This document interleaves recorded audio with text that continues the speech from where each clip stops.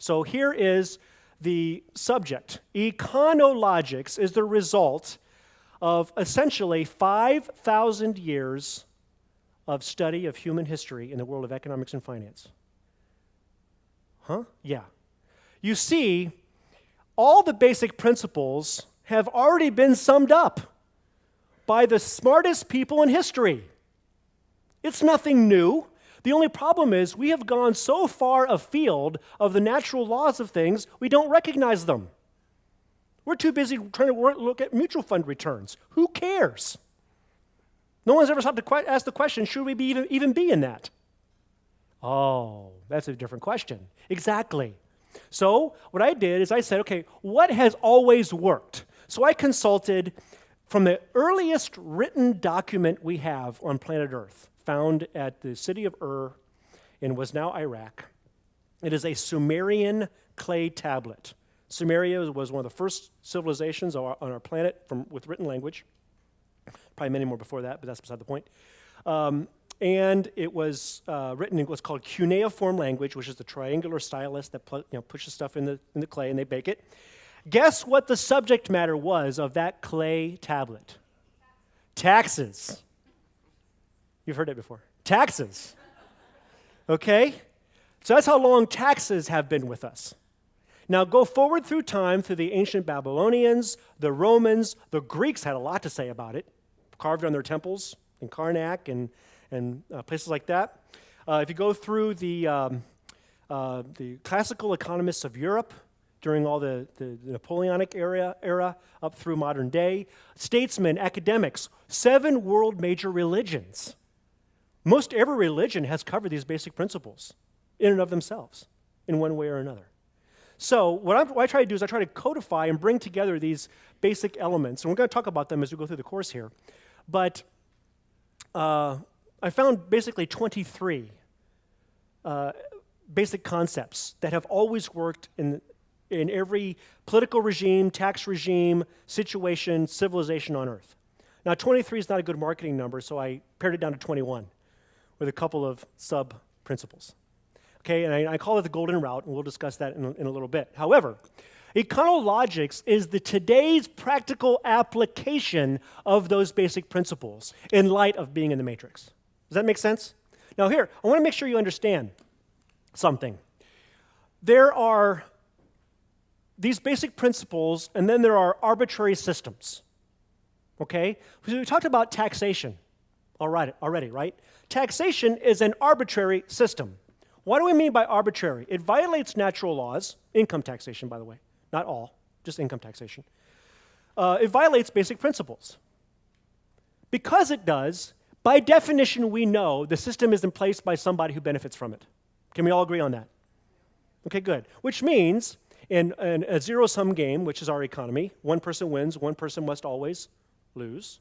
Okay? Which means someone else is losing because of that. You kind of feel it, don't you? Okay? And just as we go through this particular process, you're going to recognize that Warren Buffett had a very wonderful comment. He said, if you're sitting around a poker table and you don't know who the patsy is, you're the patsy. Okay? And you're going to discover there's a whole system in place to get you to freely and willfully and happily give up your wealth. There is. And part of it is taxation. So taxation is what we call an arbitrary. An arbitrary. Arbitrary is invented, created out of thin air because someone authoritatively says this is how it is. If it violates natural law, you can know right away it benefits that person who made it up to the detriment of somebody else. And that's not the way life should be. Do you agree? Good. You're in the right place. So taxation is an arbitrary system. What's another arbitrary system? Case law. Case law. There are natural laws, there are common sense laws. But when you have a system that uses what a judge would say to support a case, and similar facts have a judge have a statement that gives the opposite conclusion, you have the opening to any kind of result based on argument, on how well the attorney argues. That's an arbitrary system. Do you follow? Okay, it's illegal for someone, but not for this person, and arbitrary. You know what I mean? It's unfair. If it's unfair, it's arbitrary. Okay? How about accounting? How precise is the subject of accounting? Well, I invite you to take your books to 10 different accountants and have them prepare 10 different returns. Are you going to get any two that are the same? No. That is by definition not a science. Okay? And what their standard of agreement is generally accepted accounting principles. So if we all as a group agree, committee agreement, then this is how we're going to account for things and this is how we're going to do it. Then you have some rogue genius who goes off and finds a better way to do it. What do you think is going to happen? Not generally accepted accounting principles. See what I mean? Of course, it works on both sides, good and bad. But that's an arbitrary system where people can benefit and others get punished. Look at Enron. Just the subject of Enron, if you ever really realize what happened there, 200 and some different business entities that were created because of accounting. Fascinating. Okay, what's another arbitrary system? How about investment theory?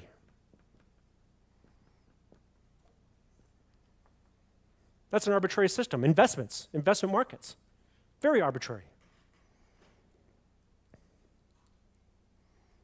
All right, so with that being said, these are all of the arbitrary systems. All we are attempting to do here with Econologics is to navigate these arbitrary systems as efficiently as possible, to try to avoid going down dark alleys, dead ends, forks in the road that takes us off a cliff. And if we can agree on some basic elements of how we approach these different things, we will find ourselves having a less volatile time in the matrix. Does that make sense? So that is what I had endeavored to do with this new subject called Econologics. It is an adjective because it is a trademarked brand. Okay? It is the brand name of results-based financial planning. Why is it results-based? Because it is based on getting predictable and consistent results. Not working forward into, this product will solve all of your ills. You see the difference? Okay? It is relating to the study and practices of the financial management of a household. It is also the type of financial planning that standardizes and codifies policies and procedures to achieve predictable and consistent results in financial condition for a household and the experience of its members. Now, how many of you like to go throughout your financial life with consistent, predictable results? Exactly. It is doable in spite of these arbitrary systems. To a greater or lesser degree. There's no absolute, but there is a way to do it rather than just throwing stuff at the wall and seeing what sticks. So, the derivation of Econologics is very interesting. Studying ancient Greek, the Greek word for economy is oikonomos. Now, if you look in the Oxford English Dictionary, copyright 1953, you will discover the first definition of economy is the management of a household. First definition. That has been deleted from the dictionary. Go ahead and try to look it up. It's not in there. Okay? Which tells us something about our system. How in the world can we handle economics if we don't handle our households first and foremost, right?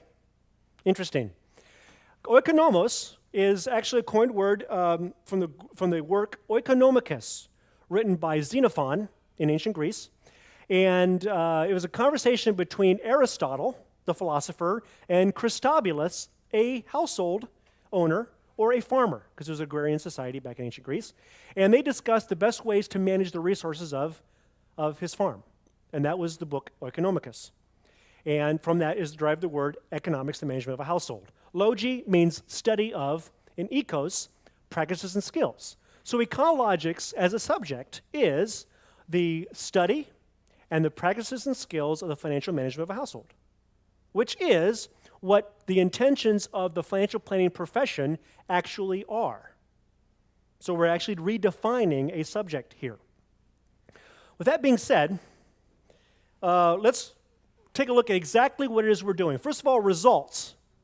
Talk about results-based financial planning system. Results is a desirable or beneficial consequence, outcome, or effect. Results is what is done at the end of an action. The result that you get is either favorable to you or unfavorable. That's why, if anything in your financial life, I want you to be critical of the outcomes that are achieved. It's very simple. If you have a bad investment experience, guess what? You had a bad investment experience. Regardless of what's said or what's done, or hold on to, you keep it long term, or hold on, whatever the justification is, you had a bad experience. It is what it is. Okay, what does that mean? We had an undesirable or non-beneficial consequence. Consequence is something that happens because of something else. Go back to what happened to cause that effect. Then we can get somewhere. And we have a society that's all about trying to handle the symptom, not the cause. So what we're interested in is the cause. And if we handle the correct cause, we do not have the bad consequence. Based, fundamental principle or groundwork, foundation, basis of the results you're getting. Be observing. Financial, pertaining to monetary receipts and expenditures, relating to money matters. Pecuniary, that's a fancy term for money. Planning, a scheme or method of acting, doing, or proceeding, making, etc. Developed in advance. Okay, planning is developed in advance. Not, honey, I made a $500 charge on the credit card. I just want to let you to know. That's not financial planning. Honey, I'm going to spend $500 on a credit card. Great, we can afford it, no problem. That's planning, developed in advance. Do you see the difference? Do you see how many marriages would be saved just by doing that little thing? System. This is the part that trips people up. What is a system? A regularly interacting or independent group of items forming a unified whole. Econologics financial planning, results-based financial planning, is a system. It is the first financial planning system of which I'm aware. But it's a system nonetheless. In other words, everything is designed to work with everything else in each of the elements. When we digress from the system, what do we have? Hodgepodge. We have makeshift. We have things that do not get the results we're looking for. If you try to drive a car, you try and drive a Chevrolet, and you try to put Ford components in it, what are you going to have? The car may run, but it's not going to run well, if at all. Well, that's what happens with systems that are based on certain philosophies. So that is why we created a system.